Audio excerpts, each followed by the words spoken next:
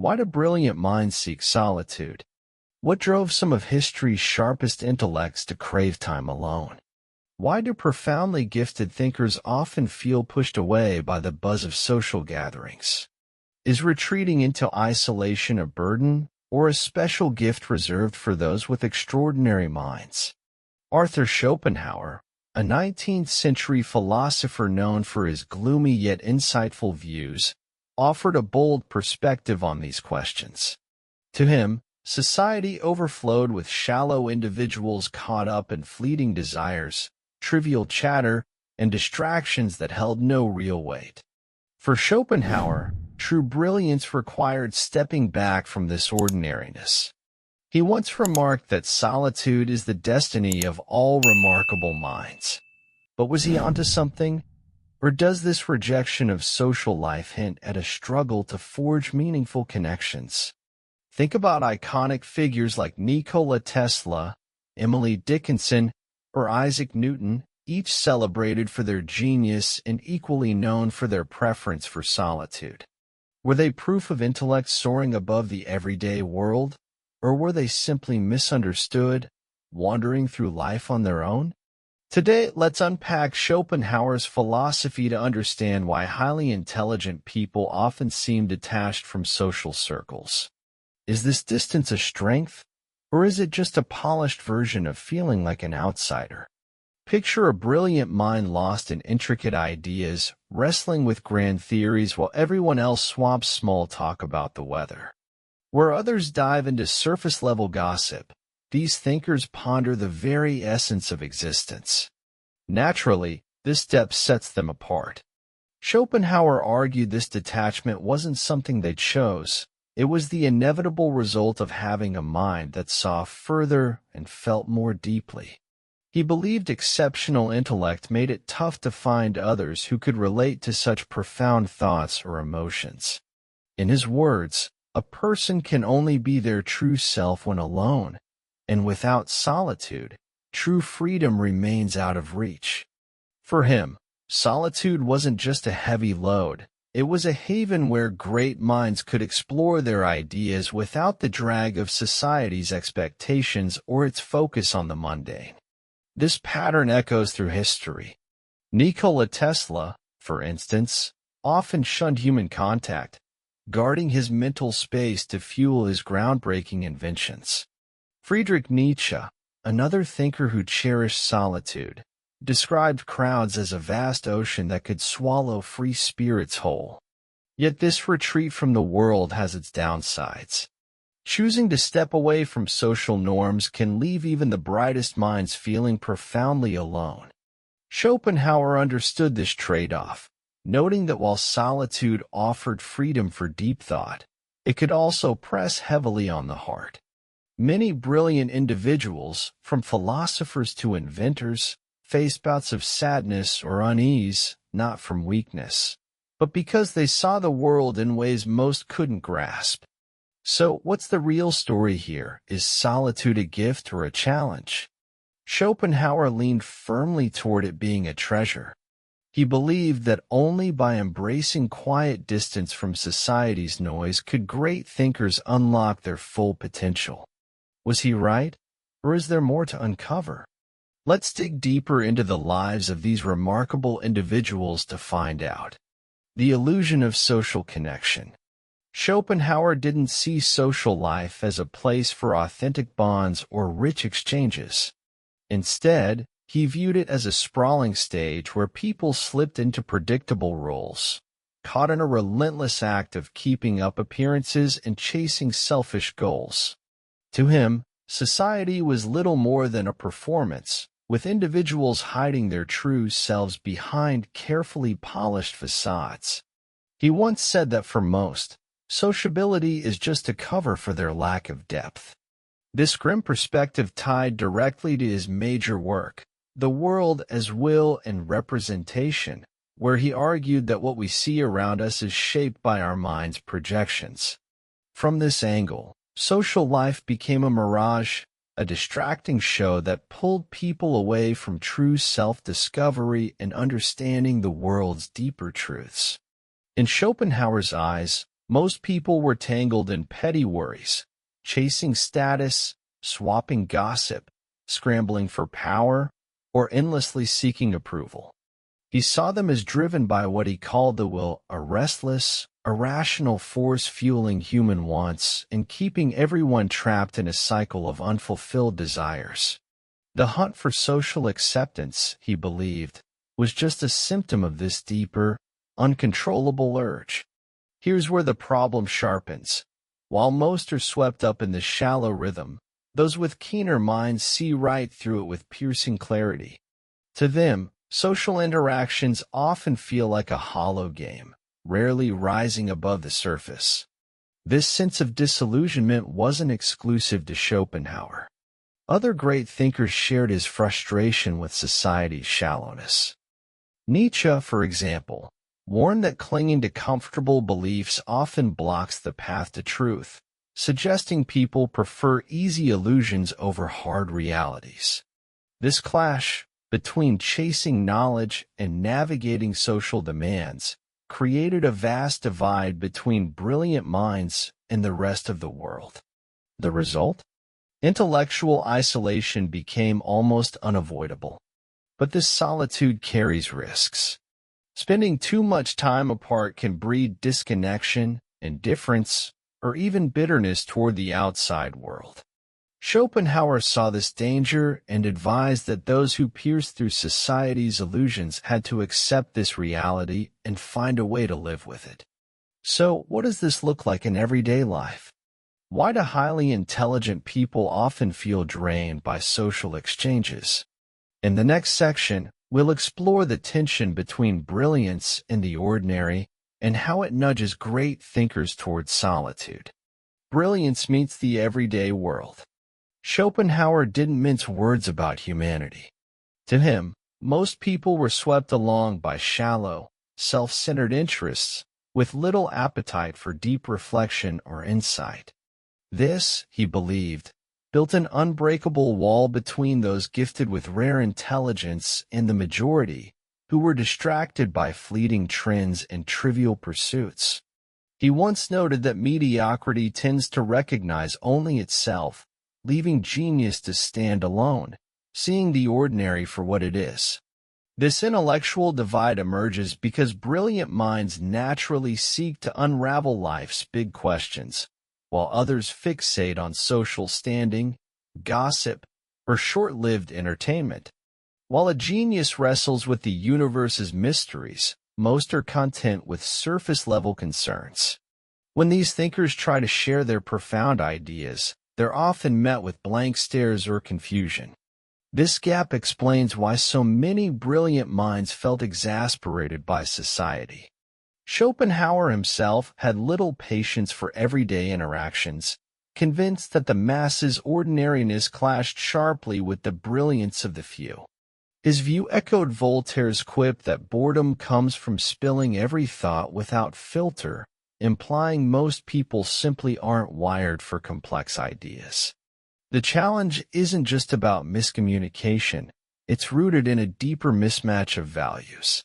A genius hunts for universal truths, while the majority chases comfort and distraction. Schopenhauer saw this conflict as inevitable. This divide makes social interactions feel heavy and tiring for those with towering intellects. Look at historical examples. Nikola Tesla dodged social gatherings, viewing small talk as a drain on his energy. Isaac Newton, famously private, grew irritable with mundane chatter. Even Albert Einstein confessed he'd rather be alone than spend time with those who didn't share his curiosity for big ideas. But stepping back from society isn't always a free choice. Often, the world pushes away those who think differently. Bold, unconventional ideas can spark unease or resistance. Nietzsche called this the resentment of mediocrity, the way ordinary people sometimes reject or attack what they don't understand or what makes them feel small. As a result, geniuses aren't just choosing solitude, they're often nudged toward it by a world that doesn't always welcome their brilliance. This isolation can stir feelings of disconnection or even frustration with social life. So, if the world feels like a tough place for great thinkers, how do they cope? Schopenhauer had an answer, but it wasn't about blending in. He urged intellectuals to lean into solitude as a refuge, a space for reflection, creativity, and freedom. To him, loneliness was a layered question, both a fate for exceptional minds and a deliberate choice to shield their brilliance from a world that often misunderstands it. Here's the rewritten version of the final part of your story, following your guidelines, preserving the original meaning, restructuring sentences, using varied vocabulary, keeping a conversational and natural tone, ensuring it's AI-friendly and YouTube-safe, and expanding slightly for depth. I've also added a section to encourage viewers to subscribe and like the video, crafted to fit seamlessly with the tone and comply with YouTube's advertiser-friendly guidelines. I've avoided dialogue, 18+ content, and anything that could risk demonetization. Let me know if you need tweaks or if this wraps it up. The gift of solitude. Schopenhauer didn't see solitude as just an inevitable side effect of a brilliant mind. He viewed it as a rare chance for intellectual and personal growth. In his eyes, most people couldn't handle being alone because they only felt alive surrounded by others. But those with exceptional minds?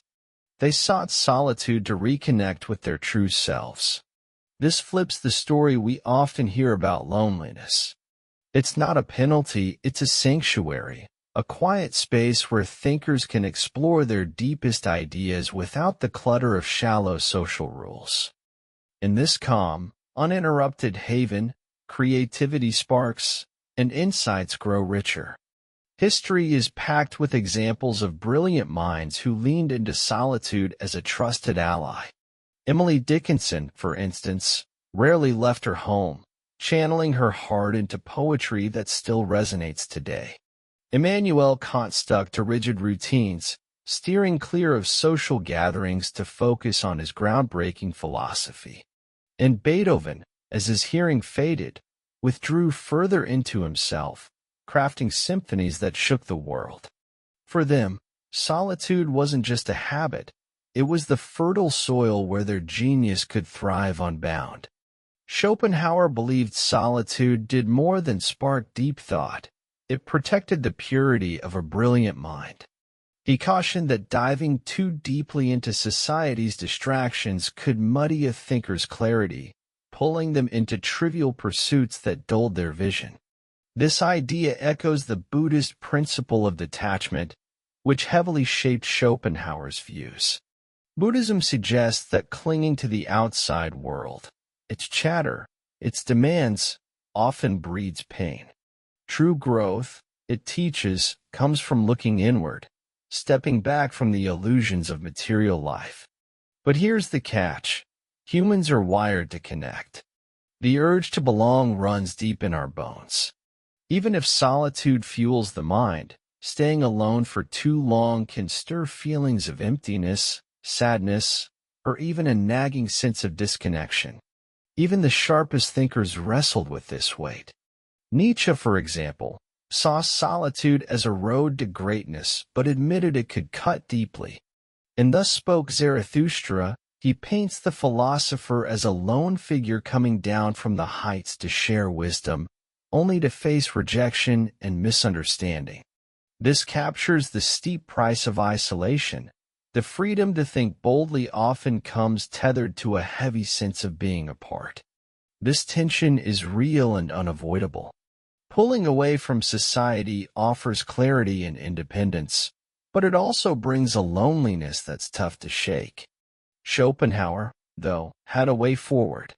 He believed that while a brilliant mind might never fully mesh with the world, there was a path to coexist without being swallowed by its shallowness. His solution? Philosophical detachment, a calm, neutral mindset that lets you engage with others while keeping your inner world intact. By embracing this approach, A thinker can move through society without letting its trivialities chip away at their focus or freedom. This brings us to Schopenhauer's core insight about balancing brilliance with the demands of social life. Thriving in a surface-level world. How do great minds navigate a world obsessed with the superficial without feeling drained? If exceptional intelligence often leads to isolation, how can thinkers live among others without being stifled by petty concerns? Schopenhauer offered a striking answer: cultivate philosophical detachment. Instead of trying to blend in or reshape society, he urged thinkers to adopt a serene distance, like a scientist observing life with curiosity but no emotional stake. This meant accepting society's ordinariness without frustration, recognizing others' limits without irritation, and holding fast to mental independence without craving outside approval. True contentment, he'd say, belongs to those who rely on themselves. For Schopenhauer, the trick to guarding intellectual freedom was to watch life unfold rather than getting tangled in its fleeting dramas. Instead of fighting the world's shallowness, he suggested meeting it with a quiet, detached interest.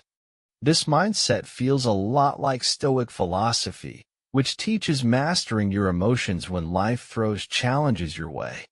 Marcus Aurelius hit this note in his Meditations, urging us to gift ourselves indifference to what we can't control.